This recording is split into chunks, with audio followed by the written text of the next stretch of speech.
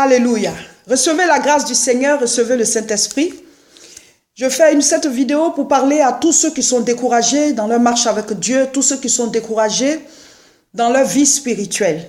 Avant toute chose, sachez que pour cette période pascale, nous avons la grande croisade de prière de ce samedi 15 avril à Aubervilliers et nous avons le samedi 22 avril à Roubaix. Alors le samedi 15 avril prochain, mon frère, ma soeur, il y a des rendez-vous qu'il ne faut pas rater. Le thème, c'est venir apprendre à prier. Mon frère, ma soeur, il faut que tu saches prier. Et pendant que nous serons en train d'apprendre à prier, il y aura un moment de délivrance, de guérison divine. Parce que quand l'onction est là, elle se manifeste, elle brise les chaînes, elle ôte la malédiction et tout. Et les maladies s'en vont. En tout cas, ceux qui viennent participer aux croisades, les témoignages sont là. Déplacez-vous, ne restez pas chez vous, c'est la période de Pâques. Venez participer sur ces deux rendez-vous, ces deux samedis-là, pour pouvoir recevoir l'onction, la vie de Dieu, la paix de Dieu, la restauration, le Saint-Esprit.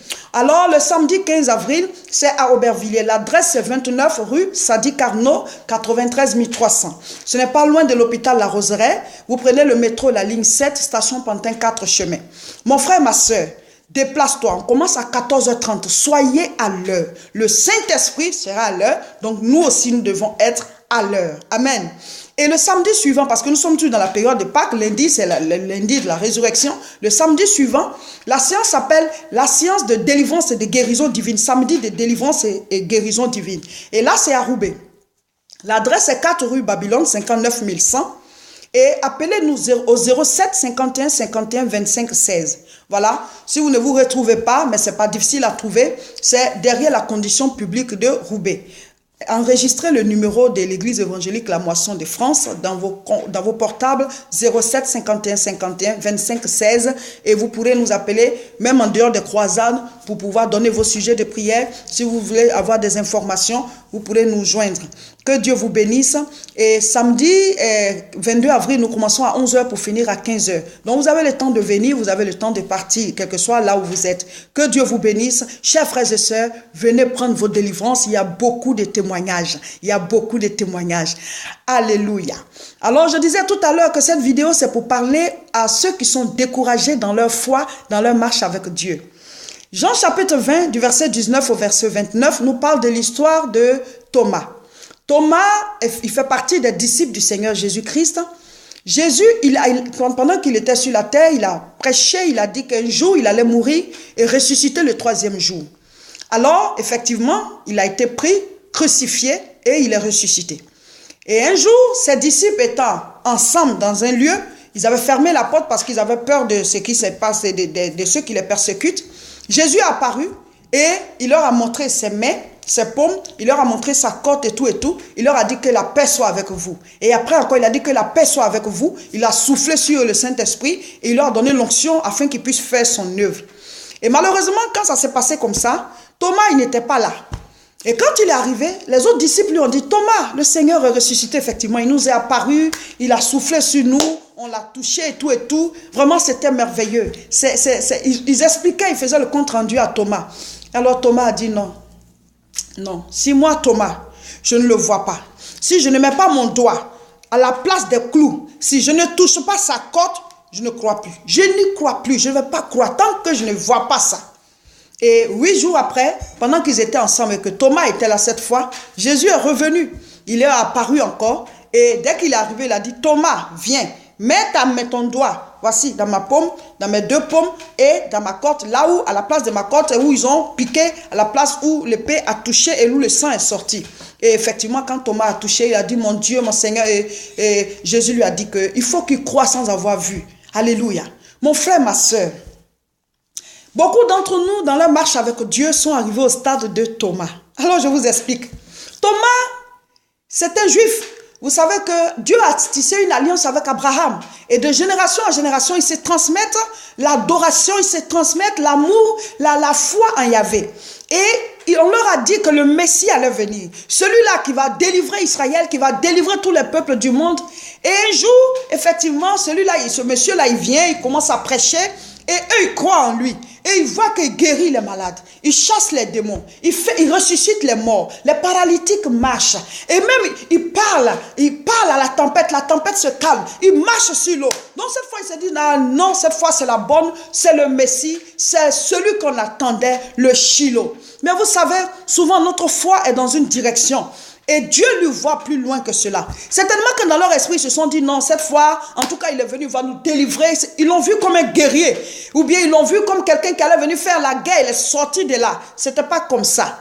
Jésus était venu d'abord en tant qu'agneau. Il viendra après en tant que lion. Il était venu d'abord en tant que serviteur. Il viendra après en tant que roi. Mais lui, Thomas, et certainement les autres aussi, et il ne voyait pas ça comme ça. Et même le jour qu'il a dit qu'il va être crucifié, Pierre a dit non. Et il a dit si, je serai crucifié, à rien de moi Satan, parce que cette pensée-là n'était pas de Dieu. Mon frère, ma soeur, et alors un matin, on vient, on le prend. Celui-là à qui ils ont mis tout leur espoir. Ils croient en lui.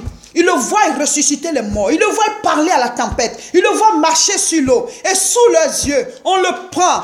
On déchire ses vêtements. On lui arrache la barbe. On lui met une couronne d'épines sur la tête. Mais imaginez le découragement. Imaginez le désespoir. Mon frère, mettons-nous à leur place. À la place de ces disciples-là. Et ils regardent, mais attends, on rêve ou bien quoi? On rêve ou bien? Ils se disent non, peut-être que bientôt il va réagir. Il va appeler les anges pour le délivrer. Il va faire un miracle maintenant. Il va cracher peut-être le feu. Et rien de tout ça. Rien de tout ça. Ils sont désespérés. Oh mon frère.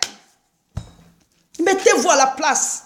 Souvent, nous, quand on croit en quelque chose et puis tu crois jusqu'au dernier mois puis ça n'arrive pas. Le monde se renverse, tout se renverse sous tes yeux. Tu te dis, mais attends, est-ce que c'est vrai cette affaire de Dieu? Est-ce que c'est vrai? C'est ce qui leur arrivait. Ils étaient désemparés. Et on l'a crucifié sous les yeux jusqu'à il est mort. Jusqu'il est mort. Ils se dit, non, on ne croit pas. Il est vraiment mort? Il était mort. Et on le descend de la croix, ça va l'enterrer, on le met dans une tombe. Eux, ils voyaient en cela la défaite. Ils voyaient en cela la défaite. Mais c'était la victoire. Il fallait qu'il meure pour prendre notre place. C'est nous qui devions mourir. Il fallait qu'il meure. Il devait faire l'échange. Et il est resté dans cette tombe-là jusqu'au 3e jour. Il est ressuscité. Alors on vient dire à Thomas que oui, il a ressuscité. Thomas dit non, vous n'allez pas m'avoir encore. Non, vous n'allez pas m'avoir une deuxième fois. Moi, j'ai cru en ça la première fois. J'ai cru en ça. J'y ai mis tout mon espoir. Ce monsieur, on l'a tué sous mes yeux. Vous allez me dire quoi? Si moi, Thomas, je ne le vois pas, je ne crois plus. Beaucoup d'entre nous sont arrivés à ce stade. Il y a une situation qui perdure dans ta vie. Peut-être que tu es malade. Depuis, tu cries à Dieu. Tu pries. Mais la maladie s'empire. Tu vas même à l'hôpital. On te dit, c'est maintenant même, c'est grave. On te donne même les analyses. Tu dis, attends. C'est comme si on avait crucifié Jésus jusqu'à même il est mort, quoi. Et puis tu dis, non, je n'y crois plus. Je n'y crois plus. Peut-être que tu arrives au stade de Thomas. Il y a des personnes qui traversent des périodes difficiles dans leur couple. Peut-être que tu es une femme. Peut-être que tu es un homme, je ne sais pas. Mais tu as prié pour cette relation. Et ça ne fait que perdurer. Ça s'empire même. Et tu te dis, à un certain moment, au fond de toi, ta foi est touchée. C'est comme si tu n'y crois plus.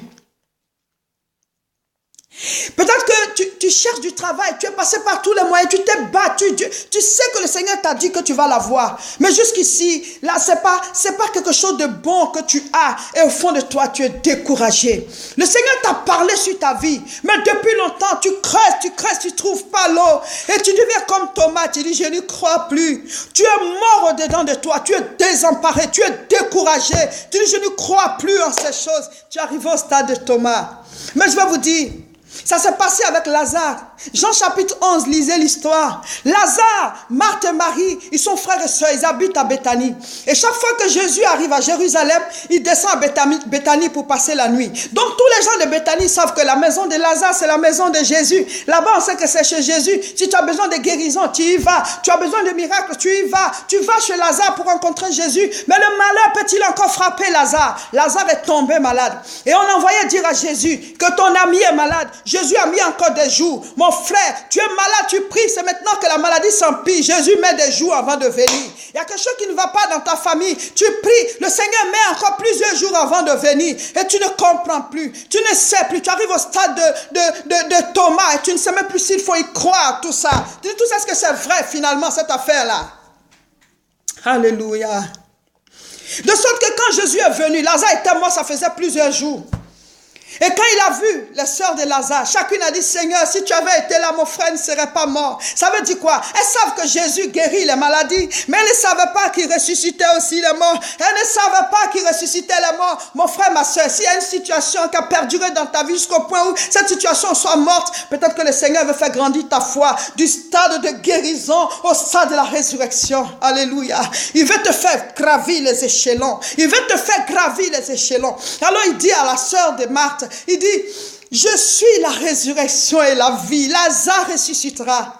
Et elle dit, oui, il va ressusciter mais à la résurrection des morts. Il dit, non, celui qui va le ressusciter à la résurrection des morts, là, il est déjà là, je suis là. Alléluia. Alors il dit, ôtez la pierre. Elle dit, Seigneur, il sent. Il dit, ne t'ai-je pas dit que si tu crois, tu verras la gloire de Dieu. La pierre, c'est notre découragement. La pierre, c'est notre incrédulité. La pierre, c'est notre cœur qui a durci. À cause de tout ça, tu te dis, mais est-ce que c'est vrai finalement? Est-ce que c'est vrai? Oui, mon frère, c'est vrai. Dieu, il agit dans la résurrection. Dieu, il agit au moment où tu as l'impression qu'il t'a abandonné. Parce qu'il ne partage sa gloire avec personne. Il fait comme lui-même, Dieu, il entend. Pas parce qu'il veut nous faire souffrir, mais il veut faire grandir ta foi. De sorte qu'après, tu diras non, ça, si ce n'est pas Dieu, ça ne pouvait pas se faire. Bien-aimés frères et sœurs, quand Thomas a vu cela, il a cru. Il a cru. Quel que soit ce que tu traverses, qui semble mort aujourd'hui, sache que le plan de Dieu, ce n'était pas d'envoyer Jésus en tant que lion. Il l'a envoyé d'abord comme agneau. La situation par laquelle tu es passé est passée peut-être par le stade de agneau avant que l'aspect lion ne puisse être révélé. Relève-toi. Relève-toi. Il est le même hier, aujourd'hui, éternellement. Sa parole est la vérité. Ce que sa bouche dit, sa main l'accomplit. La Bible, c'est celle qui a été prêchée depuis jusqu'à aujourd'hui. Et cette même Bible, elle est la même jusqu'à ce que Jésus revienne. Tout ce qui se passe autour de nous, ça a été déjà décrit par la Bible. Les guerres, les maladies incurables, les nations qui se lèvent les unes contre les autres. Tout ça se trouve dans la Bible. Lisez Matthieu chapitre 24. Lisez l'Apocalypse. Ça veut dire quoi? Qu'aujourd'hui, quand tu vois ces choses, tu dois te dire que la Bible est vraie. Donc, une partie de la Bible ne peut pas être vraie et puis le reste va être faux. Mon frère, ma soeur, tout est vrai. Ce qui est écrit s'accomplit. Croyez, relevez-vous dans votre foi. Dans cette période de Pâques, relevez votre foi. Réveillez-vous. Jésus est ressuscité. Il est ressuscité. Il est assis à la droite du Père. Que le découragement quitte votre vie. Relevez-vous, secouez la poussière. La situation qui est là va vivre la résurrection et vous rendrez témoignage. Que Dieu vous bénisse. Partagez la vidéo, partagez la